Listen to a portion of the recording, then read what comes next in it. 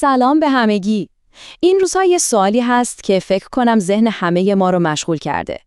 این بازار سعودی که توش هستیم واقعاً داره به آخرش نزدیک میشه یا این تازه اول داستانه؟ جالبه که داده‌های تاریخی یه چیز میگن، اما نشانه‌های جدیدی که داریم میبینیم یه داستان کاملاً متفاوت رو تعریف میکنن. بیایید با هم این دوتا سناریو رو بررسی کنیم و ببینیم واقعاً چه خبره. خب، فقط برای اینکه همه چیز شفاف باشه، کل این تحلیل بر اساس داده‌های امروز، یعنی 12 شهریور 1404 یا همون 2 سپتامبر 2025 هست. این به ما یه نقطه مرجع مشخص میده تا بدونیم از چه نقطه‌ای داریم به بازار نگاه میکنیم. پس سوال اصلی همینه: الان وقت فروشه یا هنوز جا برای خرید هست؟ این سردرگمی این دوراهی چیزیه که خیلیامون الان حسش میکنیم. هدفمون اینه که با نگاه کردن به داده‌ها از این فضای مه‌آلود خارج بشیم و یه مسیر روشن‌تر برای خودمون پیدا کنیم. بسیار خوب، نقشه راه ما خیلی ساده و مشخصه. اول میریم سراغ اون استدلال قدیمی و سنتی، یعنی نظریه چرخه‌های 4 ساله. بعدش دقیق بررسی میکنیم که چرا این همه آدم معتقدن که این بار فرق میکنه. از اونجا یه نگاهی به آینده آلت کوین ها، بیت کوین و اتریوم میندازیم و در آخر میرسیم به مهمترین بخش، اینکه چطور به جای پیشبینی تاریخ یاد بگیریم رفتار بازار رو بخونیم. خب بریم سراغ بخش اول. آیا واقعاً تاریخ داره تکرار میشه؟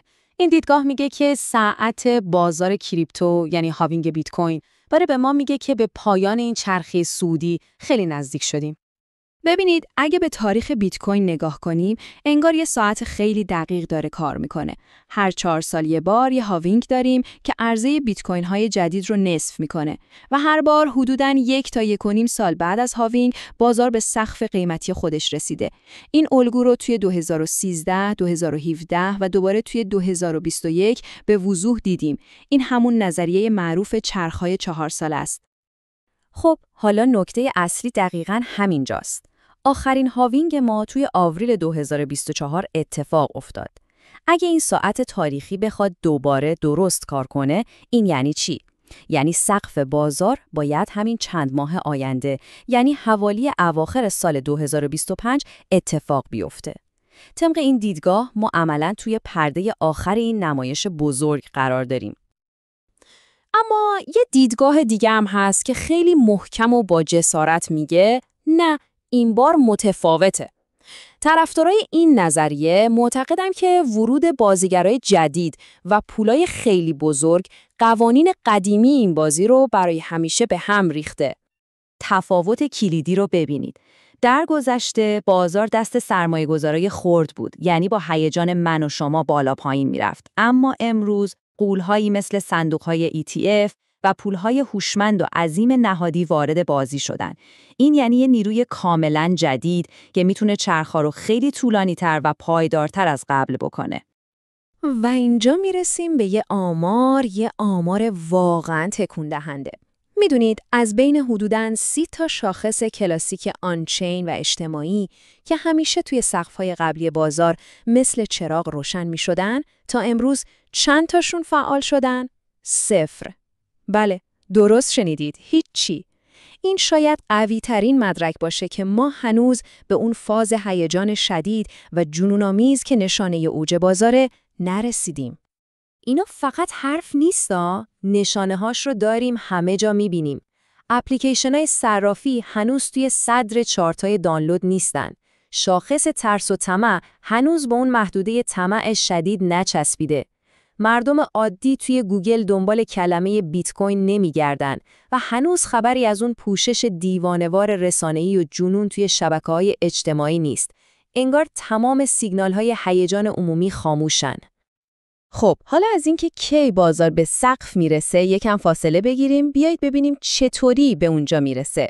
چون پول توی بازار کریپتو معمولاً در یک چرخه قابل پیشبینی حرکت میکنه و فهمیدن این چرخه به ما میگه که الان دقیقاً کجای راه هستیم. این چرخش سرمایه تقریباً همیشه یه الگوی ثابت داره. اول از همه بیت کوین حرکت بزرگش رو شروع میکنه. بعد سودهایی که از بیت کوین به دست اومده به سمت اتریوم سرازیر میشه. از اونجا نوبت به آلت کوین های بزرگ و معتبر میرسه.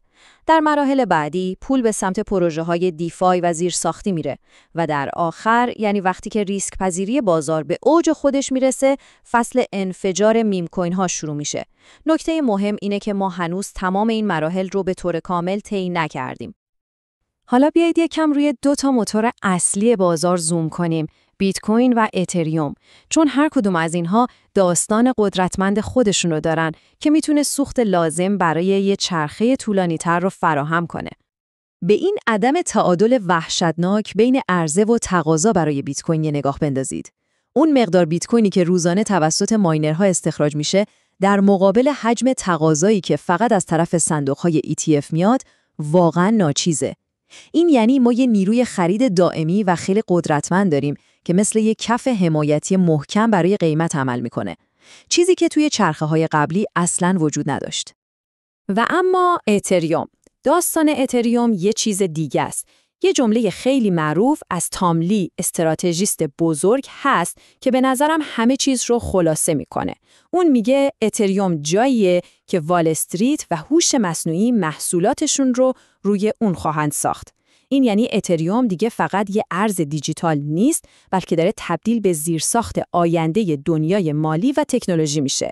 ورود وال استریت به این فضا میتونه یک کاتالیزور رشد باور نکردنی باشه. خب، با هم 2 تا دیدگاه کاملا متفاوت رو دیدیم. پس نتیجه چیه؟ نتیجه اصلی اینه: بی خیال پیشبینی تاریخ دقیق سقف بازار بشید. این یه بازی بیهوده است. کار هوشمندانه تر اینه که استراتژیمون رو عوض کنیم و یاد بگیریم به جای تقویم رفتار بازار رو بخونیم. کلید ماجرا توی یک کلمه خلاصه میشه: احساسات. وقتی میگیم احساسات بازار، منظورمون چیه؟ منظور همون روانشناسی جمعی ما سرمایه‌گذارهاست. توی بازاری که اینقدر با هیجان و ترس بالا و پایین میشه، درک کردن احساسات انسانی خیلی وقتا از تحلیل تکنیکال و نمودارها مهمتره. یادتون باشه، سقف بازار یه رویداد احساسیه، نه یه رویداد تکنیکال. پس از این به بعد به جای اینکه دنبال تاریخ بگردیم، این چکلیست رو بذاریم جلومون. زنگ خطر واقعی کی به صدا در میاد؟ وقتی که شاخص طمع برای هفته‌ها روی حالت طمع شدید قفل بشه. وقتی که می‌بینید همه سلبریتی‌ها دارن ارز دیجیتال تبلیغ می‌کنن. وقتی هر کسی که نظر مخالفی میده بهش حمله میشه. و از همه مهمتر وقتی همه به این باور برسن که توی کریپتو دیگه نمیشه ضرر کرد. اینها نشانه‌های واقعی اوج هیجان و خطر هستن. و این شاید مهمترین نکته کل این بحث باشه. سقف بازار خیلی موذیانه اتفاق میفته. قرار نیست با یه سقوط وحشتناک خودش رو نشون بده. نه، اول شبیه یه اصلاح قیمتی عادی به نظر میرسه. تنها تفاوتش اینه که در اون لحظه تمام اون نشانه‌های رفتاری که گفتیم توی بازار وجود داره. همه در اوج هیجان و غرور هستن و به اون ریزش اولیه میخندن و میگن این یه فرصت خریده. اون لحظه خطرناکترین لحظه است. و در نهایت این سوال برمیگرده به خود شما. با توجه به این 2 سناریوی کاملا متفاوت، استراتژی شما چیه؟ آیا به ساعت تاریخی بازار و چرخهای قدیمی اعتماد می‌کنید یا به دنبال این نشانه‌های جدید رفتاری می‌گردید؟ ممنون که همراه بودید.